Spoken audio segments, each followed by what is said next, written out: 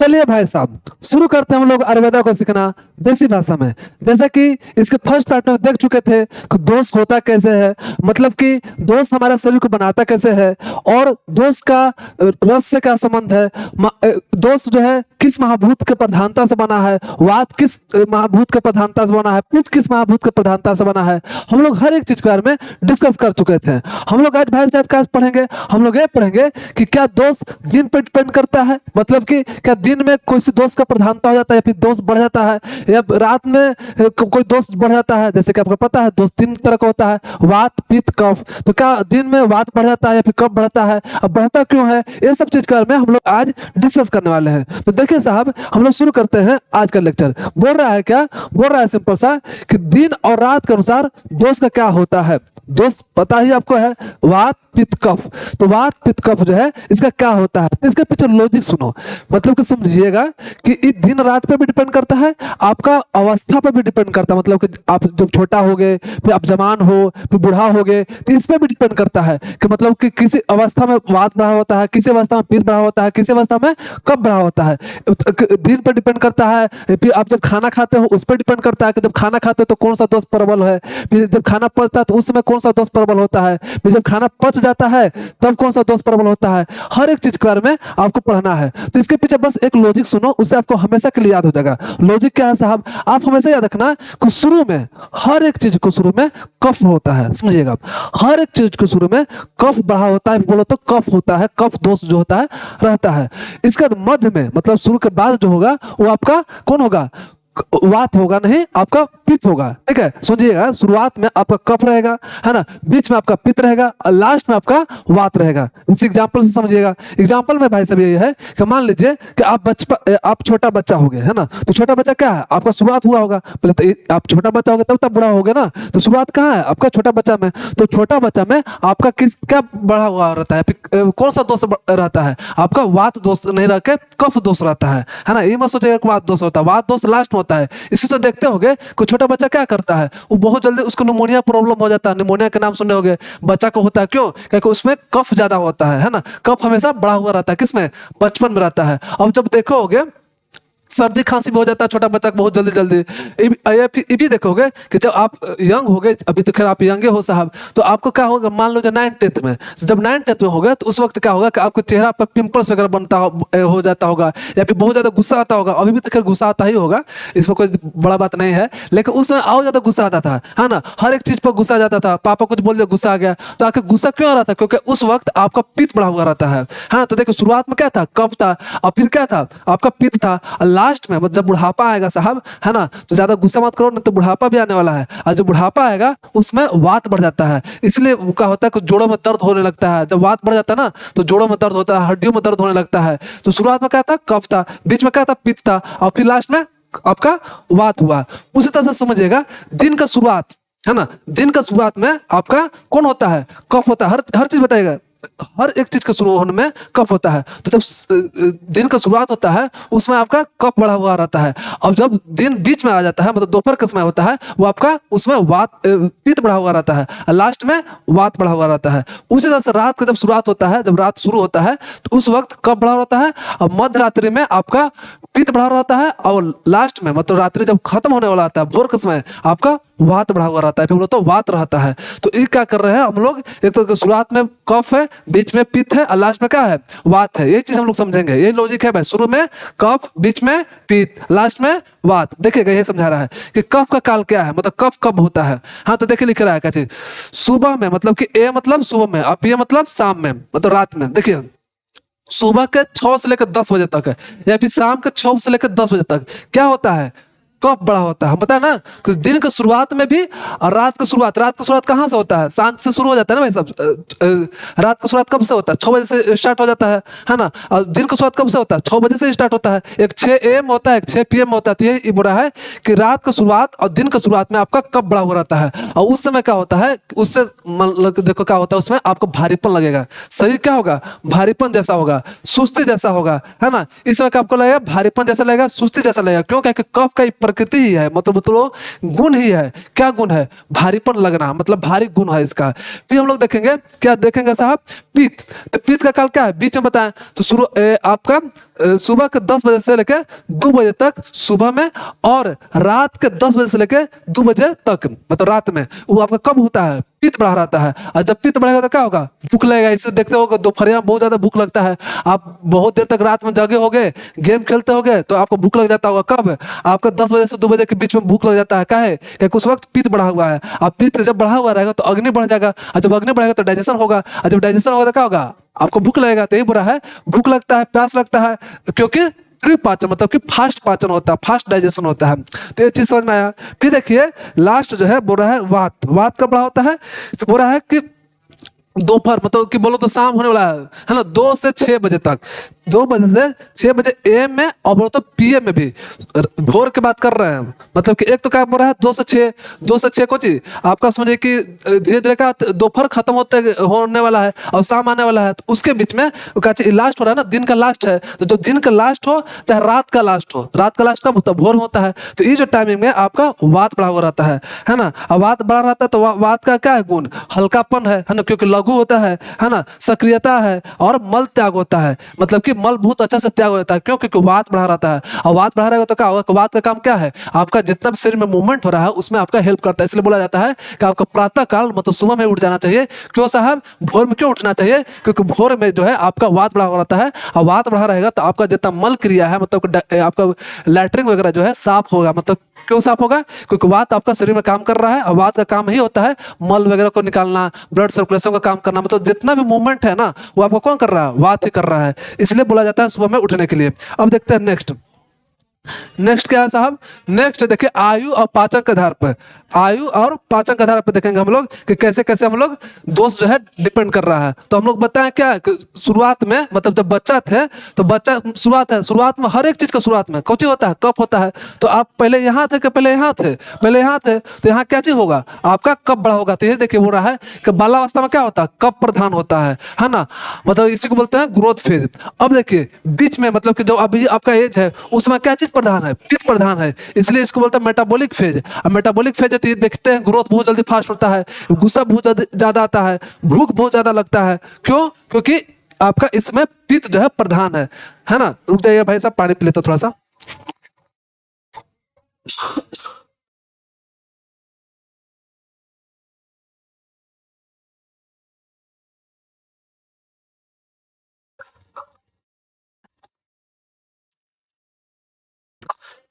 हाँ साहब, फिर से आते हैं हम लोग, देखते हैं हम लोग क्या बोले कि क्या था कि शुरुआत में हर एक चीज का शुरुआत में क्या था? कब था। तो बच्चा थे आप, शुरू में बच्चा थे तो आपका कब बड़ा था, मतलब कब प्रधान था।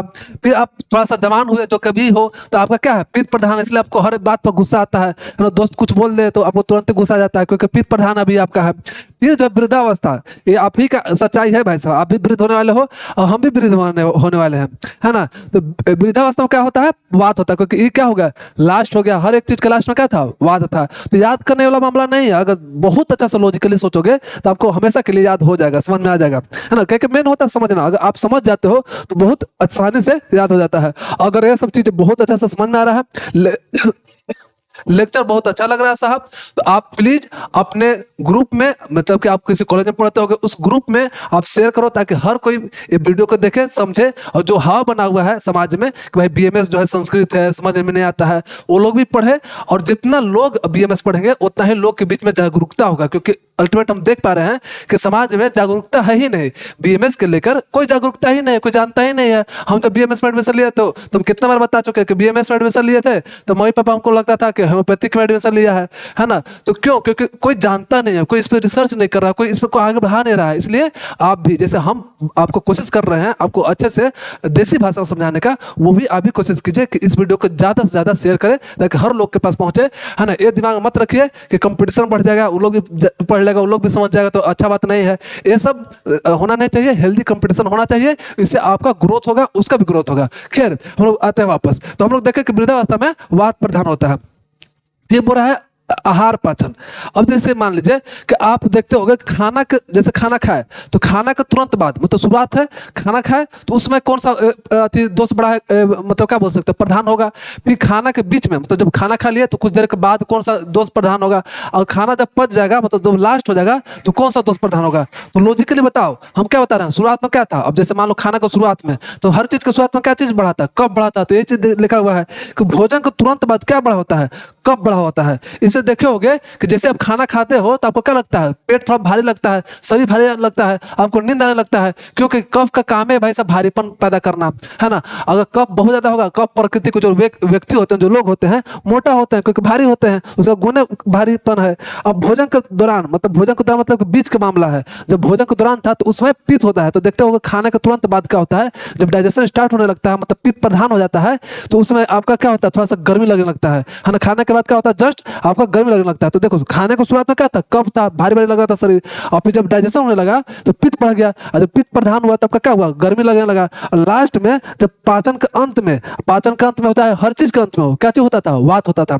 तो जब वात जब आता था तो क्या होता है कि आपका शरीर क्या है, हल्का हो जाता है। क्यों, क्या पाचन हो गया तो फिर आपको भूख लग जाएगा। तो ये सब चीज हम लोग बहुत अच्छा से समझ चुके हैं। अब देखिए अब क्या साहब, अब देखिए प्रकृति का निर्माण, कि भाई साहब हम लोग जानते हैं कि 3 प्रकृति होता है, वात पित्त कफ, है ना। ये 3 प्रकृति होता है, ऐसा 7 प्रकृति होता है, जो कि हम जब प्रकृति चैप्टर पढ़ेंगे तो उसमें बहुत अच्छा सा डिटेल में पढ़ेंगे। अभी ओवरव्यू देखते हैं कि प्रकृति होता क्या है और प्रकृति डिसाइड कैसे होता है। समझिए प्रकृति क्या होता है भाई साहब, कि वात होता है, पित्त होता है और कफ होता है, और तीनों प्रकृति का अपना अपना गुण होता है। अब बात आता है कि डिसाइड कैसे होता है, तो डिसाइड होता कैसे है और होता कब है, 2 सवाल आता है। होता कैसे है भाई साहब, जब फर्टिलाइजेशन होता है उस वक्त जो है इस चीज का डिसाइड होता है। जैसे कि आपको पता ही है कि स्पर्म और ओवम जब फर्टिलाइज होगा, जैसे हमको यहाँ आयुर्वेद में क्या बोलते हैं, शुक्र और शोणित, है ना। शुक्र मतलब स्पर्म, शोणित मतलब ओवम। तो जब शुक्र और शोणित का जब फर्टिलाइजेशन होता है उस वक्त, ध्यान से सुनेगा, उस वक्त जो दोष प्रधान होगा वही दोष बच्चा जो होगा उसी का प्रकृति होगा। समझिएगा फिर से, हम क्या बोले कि शुक्र और शोणित जब मिलेगा तो उस वक्त जो दोष प्रधान होगा, दोनों में से कोई भी दोस्त, 3 दोस्त में से कोई भी दोस्त अगर प्रधान होगा तो वही जो है उसका प्रकृति होगा। किसका, माँ बाप का नहीं, माँ बाप का तो पहले से डिसाइड है, तो जब बच्चा पैदा हुआ ना उसका होगा। तो वही चीज यहाँ पे बोल रहा है भाई साहब, क्या बोल रहा है सुनिएगा, कि निर्माण समय कब है, गर्भाधान, मतलब कि जब आपका फर्टिलाइजेशन होता है उस वक्त इसका समय है, किसका, प्रकृति निर्माण का समय है। तो कोई पूछेगा कि प्रकृति निर्माण कब होता है, तो याद रखेगा फर्टिलाइजेशन का समय।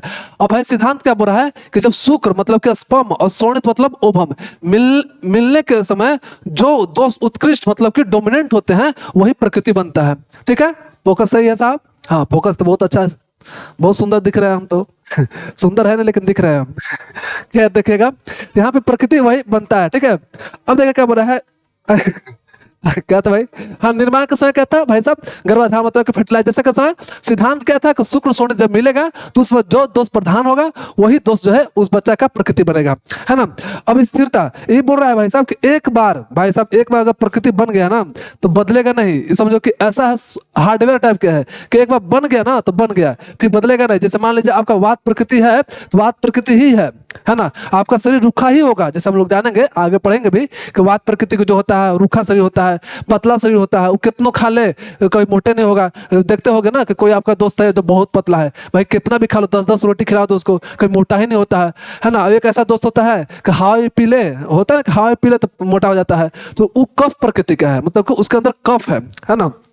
और जो मोटा नहीं हो रहा है उसके अंदर बात है। कभी कभी आप ऐसा दोस्त को देखे होगे जो हर बात पर गुस्सा हो जा रहा है ना, वो जरा भी सहता नहीं किसी चीज को लेकर, बात को किसी का बात नहीं सहता है, तो वो जो है वो किसका प्रकृति है, उसका प्रकृति पित्त है। तो सब प्रकृति जो है मतलब कि गुस्सा हो रहा है, पतला है, मोटा है, ये सब जितना भी है ये प्रकृति डिसाइड हो गया जन्म के समय ही, और फिर बदलता नहीं है। तो फिर बोलोगे कि भाई तो अभिशाप जैसा लग रहा है, मतलब कि लग रहा है कि कोई श्राप हमको दे दिया कि बदलेगा नहीं। नहीं भाई साहब, हम लोग इस सब से क्या कर सकते हैं, जैसे मान लीजिए हमको पता चल गया कि हम वात प्रकृति के है ना, तो वात प्रकृति के तो हमको अभी देखे थे कि कौन सा वात को बढ़ा रहा था, कौन सा रस जो है, रस मतलब कि मधुर अम्ल लवण तिक्त कटु कषाय जो पढ़े थे, तो हम लोग देख रहे थे कि कौन सा रस जो है वात को बढ़ा रहा था, कौन सा रस जो है कम कर रहा था। तो हम जब जानते हैं कि अगर वात प्रकृति मेरा है, अगर पता चल गया कि मेरा वात प्रकृति है, तो हम ऐसा खाना खाएंगे जो वात प्रकृति को कम करे, जस्ट उसका उल्टा, क्योंकि वात प्रकृति मेरा पहले से है। अगर वात से रिलेटेड खाना खाएंगे जो वात को बढ़ाता है तो और बढ़ जाएगा, और वात जब बढ़ जाएगा तो क्या होगा, आपको शरीर दूषित हो जाएगा। दूषित हो जाएगा मतलब आपका शरीर बीमार हो जाएगा, है ना। तो इसलिए हम पढ़ते हैं प्रकृति के बारे में कि अगर हमको पता चल जाए कि हम किस प्रकृति के हैं तो उसी के अकॉर्डिंग हम अपना खाना पीना रहना, है ना, उसी के अकॉर्डिंग करेंगे, उससे हम कभी बीमार नहीं पड़ेंगे। यहाँ तक कि इलाज करते वक्त भी हम प्रकृति देखते हैं कि भाई किस प्रकृति का है, उसी के अनुसार दवा भी देते हैं। ऐसा नहीं कि भाई पैरासिटामोल है तुम भी खाओ तुम भी खाओ। यहाँ तक कि आयुर्वेदा में पर्सन टू पर्सन डिपेंड करता है कि भाई आपके लिए अलग दवाई है उसके लिए अलग दवाई है। इसलिए बोला जाता है कि आयुर्वेदा क्या करता है, जड़ से समाप्त करता है, क्योंकि बहुत माइनर चीज जो है इस पर काम करता है। खैर इधर हम आते हैं तो हम लोग को पता चल गया कि स्थिरता मतलब स्टेबिलिटी जो है कि कभी बदलता नहीं है, एक बार जब डिसाइड हो गया तो हो गया, कभी बदलेगा नहीं, लाइक हार्डवेयर। अब देखिए भाई साहब प्रकृति के प्रकार और आहार नियम कि जैसे प्रकृति के प्रकार क्या है, जैसे वातज प्रकृति। अब देख लो कौन सा प्रकृति आपका है। ऐसे तो बहुत, अब जब प्रकृति पढ़ाएंगे उस वक्त बहुत अच्छा सब समझाएंगे। अभी ओवरव्यू देखिए कि आप कौन सा प्रकृति में आते हैं, आप डिसाइड कर लीजिएगा, है ना। तो देखिए वातज प्रकृति का बड़ा है कि वो जो बंदा अगर वातज प्रकृति को होगा वो बहुत चंचल होगा, है ना। एक्सट्रोवर्ड देखते होगा ना, एक होता है एक्सट्रोवर्ड, किसी से डरता नहीं है, कुछ सोचता नहीं, बोलने के पहले मुंह फट होता है, पट से बोल देता है ना, तो चंचल होगा। फिर उसका शरीर क्या होगा, पतला होगा, कितना खाना खिला तो वो कभी मोटा नहीं होगा साहब। तो भाई साहब बोला जाता है कि अगर ऐसा व्यक्ति है, मतलब कि वात प्रकृति है, तो उसको खाना कैसा खाना चाहिए, खाना उसको चाहिए गर्म और ऑयली खाना चाहिए। क्यों, क्योंकि उसका ऑयल नहीं निकल रहा है, वो भाई साहब उसका स्किन जो है ना रूखा रूखा रहेगा। वात प्रकृति का गुण यही है भाई, उसका क्या स्किन है, रूखा रूखा रहेगा। जब रूखा रूखा गुण अति रहेगा, स्किन रहेगा, तो उसको क्या तेल लगाना चाहिए अच्छा से, है ना, मॉइस्चर यूज करना चाहिए, बॉडी लोशन यूज करना चाहिए। इसके साथ साथ खाना में भी ऑयल बोलो चाहे घी यूज करना चाहिए, जिससे क्या होगा, स्निग्धता मिलेगा। तो ये चीज बोला कि आहार सब चीज का करना चाहिए। अब मान लो कोई पित्तज प्रकृति होगा तो क्या होगा, तीव्र होगा, अब देखिएगा तेज तेज चलेगा। इसके साथ साथ गुस्सा होगा, बहुत ज्यादा जल्दी गुस्सा हो जाएगा। उसके शरीर में बहुत ज्यादा गर्मी होगा, गर्मी के दिन में उसका पसीना बहुत आता होगा। तो आप देख लीजिएगा भाई साहब, अगर आपके बगल में कोई बैठा हुआ है और उसका गर्मी बहुत ज्यादा पसीना आ रहा, तो समझ जाए बहुत किस प्रकृति का है, पित्त प्रकृति का है। उससे कभी झगड़ा मत करना, ना तो पीठ काट देगा आपको, क्योंकि बहुत जल्दी उसका क्या आता है, गुस्सा आता है ना। अब भाई साहब इसको गुस्सा आ रहा है तो कहीं इनका दिमाग गर्म है, इसको क्या खाना खाना चाहिए, ठंडा ठंडा खाना चाहिए। इसलिए बोल रहा है कि इसको ठंडा खाना चाहिए, है ना, और यहाँ तक कि मधुर भी खाना चाहिए। और भी बात कर रहा है कफज प्रकृति। कफज प्रकृति का क्या भाई साहब बोल रहा है, क्या इसका लक्षण है, इस शांत होता है। कफज क्या है, मोटा आदमी है, देखो मोटा आदमी है। अब मान लो गुस्सा भी करेगा तो क्या होगा, मान लो कोई मोटा आदमी है, ऐसा करना तो नहीं चाहिए, लेकिन कोई मोटा आपका दोस्त है, उसको एक थप मार के भाग जाओ, वो कितना धोड़ लेगा, आपको पकड़ ही नहीं पाएगा साहब, है ना। तो क्या शांत होगा, अब शांत होना भी चाहिए भाई, स्थिर होगा, रुका रहेगा, है ना। अब भारी होगा, दिख भी रहा भारी है, किसका गुण है, आपका कफ का गुण है। तो समझिएगा कितना अच्छा से समझिएगा ना चीजों को, तो आपको याद नहीं करना पड़ेगा, है ना। लॉजिक है, हर एक चीज के पीछे लॉजिक है। क्यों, क्योंकि साइंस है, हिस्ट्री थोड़ी है साहब, है ना। हिस्ट्री थोड़ी है कि बस है तो है, यहाँ पे साइंस है, हर एक चीज के पीछे लॉजिक है। जब हमारे आचार्य जो लिख रहे थे, आपको पता ही है, अष्टांग हृदय लिखे, सुसुर जो लिखे अपना, फिर चरक जो लिखे, चरक संहिता लिखे, हर एक बुक जितना भी ग्रंथ लिखा गया तो ऐसे नहीं लिखा गया कि मन में आए लिख दिए, बहुत सारे एक्सपेरिमेंट करके लिखा गया है। तो इसलिए हर एक चीज के पीछे लॉजिक है, बस लॉजिक को जानने की कोशिश करो, और लॉजिक एक बार आप जान जाते हो तो आपको हमेशा के लिए याद हो जाता है। तो ये चीज बोल रहा है कि अगर बाय चांस मान लीजिए कोई कफज प्रकृति है तो उसका आहार कैसे रहना चाहिए। तो भाई भारी है तो भारी सामान मत खाओ, ऑलरेडी तुम्हारा शरीर भारी है और पूरा भारी भारी सामान खाओगे तो और भारी हो जाएगा, इसलिए उसको हल्का खाना चाहिए, जस्ट अपोजिट, है ना। तो इसलिए बोल रहा है कि हल्का चीज खाना चाहिए भाई साहब, इसको तीखा खाना चाहिए और इसके साथ साथ गर्म चीज खाना चाहिए। तो ये चीज हम लोग जान गए प्रकृति और उसके आहार नियम कि कौन सा प्रकृति कैसा होता है और उसके अनुसार कैसा आहार लेना चाहिए, ठीक है। अब हम लोग देखते हैं क्या साहब, हम लोग देखते हैं कि प्राकृतिक दोष, मतलब हम लोग देखें ना कि दोष जो होता है, नाम तो सुनने में लगता है क्या है कि दूषित कर रहा है ना। तो दूषित कर रहा है तो मतलब ये तो दोष नाम होना नहीं चाहिए। मतलब कि हमको पता है कि भाई तीन पिलर, आप दो ही चीज बोले, पहले बोले क्या है कि वात पित्त कफ क्या है, दोष है, त्रिदोष है। फिर आप ये बोल रहे हो कि तीन पिलर है जो शरीर को बना कर रखता है, शरीर को संभाल कर रखता है। तो भाई साहब आप दोनों बात कैसे बोल रहे हो, तो देखो दोनों बात भी है, इसलिए बोल रहे हैं। बोलते हैं ना कि एक सिक्का का दो पहलू है, एक सिक्का का दो पहलू कैसे भाई साहब, कि अगर इन नेचुरल स्टेट में रहा, सुनेगा, अगर प्राकृतिक अवस्था में रहा तो आपका शरीर को धारण करेगा, शरीर को बना कर रखेगा। क्योंकि अगर मान लीजिए वात रहेगा ही नहीं तो आपका मूवमेंट कैसे काम करेगा, मूवमेंट होगा ही नहीं। अगर पित्त नहीं रहेगा तो आपका डाइजेशन कैसे काम होगा, है ना। तो होना तो चाहिए लेकिन प्राकृतिक अवस्था में होना चाहिए। लेकिन आवश्यकता से अधिक पित्त हो जाएगा तो शरीर में गर्मी हो जाएगा, आवश्यकता से अधिक वात हो जाएगा तो जोड़ों में दर्द हो जाएगा, है ना।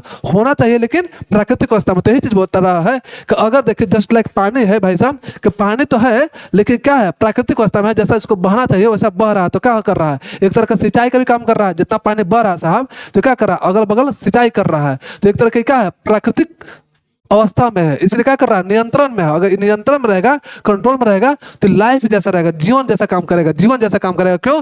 क्योंकि आपका ये आपको मतलब कि पानी देगा, पानी देगा तो पटेगा, पानी पटेगा तो क्या होगा, आपका पेड़ पौधा उपजेगा, है ना। तो इसी तरह से आपका दोष है, अगर दोष प्राकृतिक अवस्था में रहेगा तो आपका हेल्प करेगा, आपका शरीर को बनाएगा। तो वही चीज बोल रहा है कि जब वात पित्त कफ संतुलित होता है तो उसको बोलते हैं बैलेंस अवस्था में होता है। तो उसका काम क्या होता है, शरीर का धारण करना, मतलब को सपोर्ट करना, आरोग्य, ऊर्जा और उत्साह देना। ये सब समझ में आ रहा है जो हम समझाएं आपको। फिर बोला कि शरीर का सभी क्रियाएं करना, जैसे मूवमेंट करना, मूवमेंट कौन कर रहा, बात कर रहा था, है ना। डाइजेशन करना, डाइजेशन कौन कर रहा था, आपका पित्त कर रहा था। स्ट्रक्चर बनाना, स्ट्रक्चर प्रोवाइड करना, स्ट्रक्चर कौन प्रोवाइड कर रहा था, कब प्रोवाइड कर रहा था।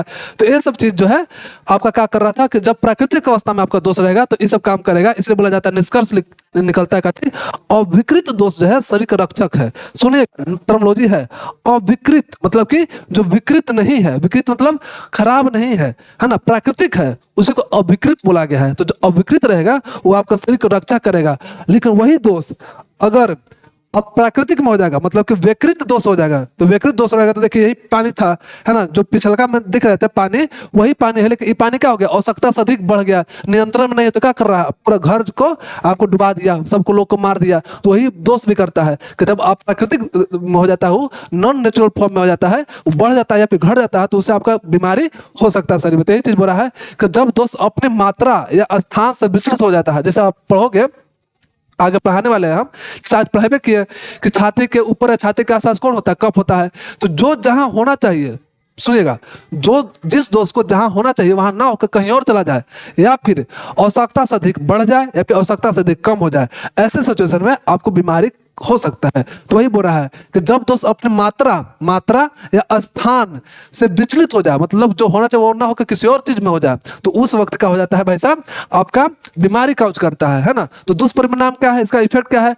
तो शरीर को क्या करेगा, दूषित करेगा, है ना, विकृति पैदा करेगा, बहुत सारा ऐसा बीमारी पैदा करेगा, है ना। फिर शरीर के विनाश का कारण बन सकता है, यहाँ तक मार भी सकता है ना। मतलब कि बोला जाता है कि अगर वात पित्त का खराब हो गया तब का हो सकता है क्या, मर भी सकते हो। फिर बोला रहा क्या भाई साहब कि प्राकृतिक गति जो है स्वास्थ्य रक्षक है, जबकि विकृत गति रोग का कारक है। मतलब सिंपल वही चीज बोल रहा है कि अगर प्राकृतिक अवस्था में रहेगा तो स्वास्थ्य है, स्वास्थ्य का रक्षक की तरह काम करेगा। एक तरह से समझो कि हीरो भी यही है और विलन भी है।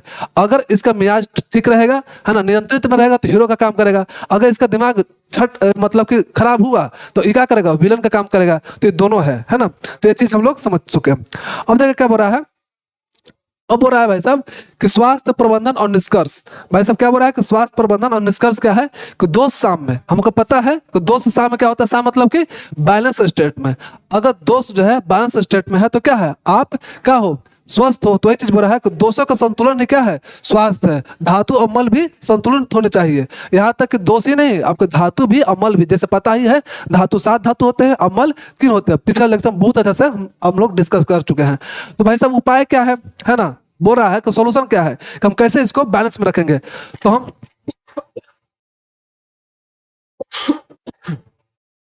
देखिए साहब, हम देख चुके हैं कि जैसे मान लीजिए कोई वात प्रकृति है ना, तो वात का उल्टा गुण, वात का गुण पढ़ लिए, पिछला जो पार्ट 1 में देखे थे, वात का गुण, पित्त का गुण और कफ का गुण देख लिए थे। तो हमको गुण पता है, तो हम इसका विपरीत गुण यूज करेंगे। मान लीजिए वात का गुण जो होता है रुक्ष होता है ना, ड्राइनेस होता है, तो इसका अपोजिट यूज करेंगे, मतलब उसको ऑयली करेंगे। तो उससे क्या होगा कि इसको हम इलाज कर सकते हैं। इलाज कैसे कर सकते हैं, इलाज इसका हम कर सकते हैं विपरीत गुण अप्लाई करके, है ना। तो यही चीज बोल रहा है कि दिनचर्या ऋतुचर्या का पालन करें और विपरीत गुण सेवन करें। उससे क्या होगा कि आपका अगर कोई दोष बढ़ा हुआ है तो वो क्या हो जाएगा, घट जाएगा, है ना। जैसे मान लीजिए कम भी हो सकता है, तो कम हो गया तो उसको बढ़ाने के लिए उसके जैसा यूज करें। तो जस्ट उसका उल्टा, एक तरह से बोलो तो विपरीत गुण यूज करोगे तो आपका बीमारी ठीक होता है। दूसरी बात दिनचर्या, दिनचर्या मतलब कि दिन भर में क्या क्या करना चाहिए। रात्रिचर्या मतलब कि रात के वक्त कौन कौन सा कार्य करना चाहिए, सब हम लोग एक चैप्टर पढ़ेंगे भी। दिनचर्या क्या है, रात्रिचर्या क्या है, ऋतुचर्या क्या है। ऋतुचर्या मतलब कि मौसम के अकॉर्डिंग क्या क्या हम लोग का आचरण करना चाहिए, उसी को बोलते हैं ऋतुचर्या, है ना। दिन के अकॉर्डिंग क्या क्या आचरण करना चाहिए, उसको बोलते हैं दिनचर्या, है ना। रात्रि के समय क्या क्या करना चाहिए, उसको बोलते हैं रात्रिचर्या। उसको फॉलो करेंगे, इसको पालन करेंगे तो हम क्या करेंगे, हम बीमार नहीं होंगे। तो वही चीज बोला, इसका सोल्यूशन यही है। तो ये सब चीज देकर फाइनल एग्जाम रिव्यू बोल रहा है कि त्रिस्तुन हम लोग क्या पढ़े, त्रिस्तुन बोलो तो तीन पिलर कौन था, वात पित्त कफ था, तो वात पित्त कफ पढ़े।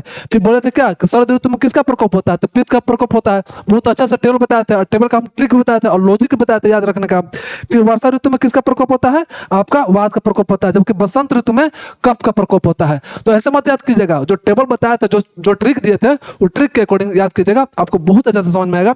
और इसी तरह से आज के लेक्चर समाप्त हो जाता है और जो आपका चैप्टर 3 था पूरा अच्छा तरह से समाप्त हो गया। अब यहाँ से आप किसी भी बुक उठा लो या फिर किसी भी तरह का नोट्स उठा लो या फिर कहीं से भी कुछ भी उठा लो, कुछ भी मत उठा लेना भाई, किताबें को भी उठाना, तो उसको उठा लो। इसके बाद आपको बहुत अच्छा से समझ में आ जाएगा। इसके बाद अगर समझ में नहीं आता है तो आप कमेंट करो। इसके साथ साथ अगर कुछ सजेशन हो, कुछ आपको बताना हो, कुछ इंप्रूवमेंट हमारे अंदर आपको लगता है कि इंप्रूवमेंट करना चाहिए हमको, तो आप हमको सजेशन दे सकते हो कमेंट में। इसी तरह से पढ़ते रहिए, मचाते रहिए, लाइफ में कुछ बेहतर कीजिए। तब तक के लिए धन्यवाद।